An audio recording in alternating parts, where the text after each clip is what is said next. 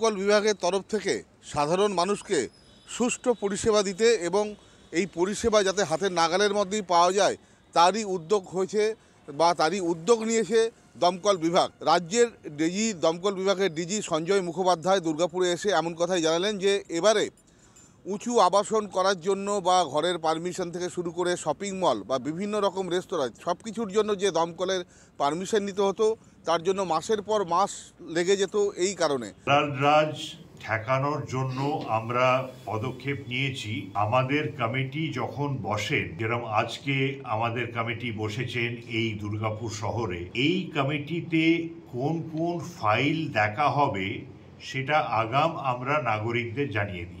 সেই ডাকটা শুনে মাঝে মাঝে মালিকরা নিজে আসেন, অনেক ক্ষেত্রে আর্কিটেক্টরা নিজে আসেন। যদি কোনো টেকনিক্যাল গ্রাউন্ডে আটকে যায় আর আমরা পাস করতে পারি না, তখন সেই ফাইলের যে প্রতিনিধি বাইরে দাঁড়িয়ে আছেন ওনাকে আমরা সসম্মানে ভেতরে ডাকি আর ওনাকে বলি যে ভাই দেখুন, এই 3টে কারণের জন্য আপনার ফাইলটা পাস হলো না।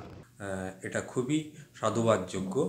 বিশেষত দুর্গাপুর বা এই সমস্ত জায়গায় বিভিন্ন ধরুন হাই রাইজ বিল্ডিং তৈরি হচ্ছে বা বিভিন্ন ফ্ল্যাট বা বিভিন্ন ছোটোখাটো যে ইন্ডাস্ট্রিগুলো রয়েছে, এতে আমার মনে হয় শিল্পের ক্ষেত্রে অগ্রগতি ঘটবে এবং শিল্পের আরও প্রসার ঘটবে এবং কাজের অনেক সুবিধা হবে। দুর্গাপুরের মতো শিল্প শহরে বিভিন্ন মানুষ যারা বিভিন্ন ব্যবসা করেন, যারা আবাসনের ব্যবসা করেন, অন্যান্য ব্যবসা করেন, তারাও রীতিমতো খুশির মেজাজে রয়েছেন। তার কারণ তাদেরকে দালাল মারফত প্রচুর টাকা দিতে হতো এবং সবসময় তারা পারমিশন পেতেনও না দমকল বিভাগের। এর ফলে নানান রকম সমস্যা পোহাতে হতো।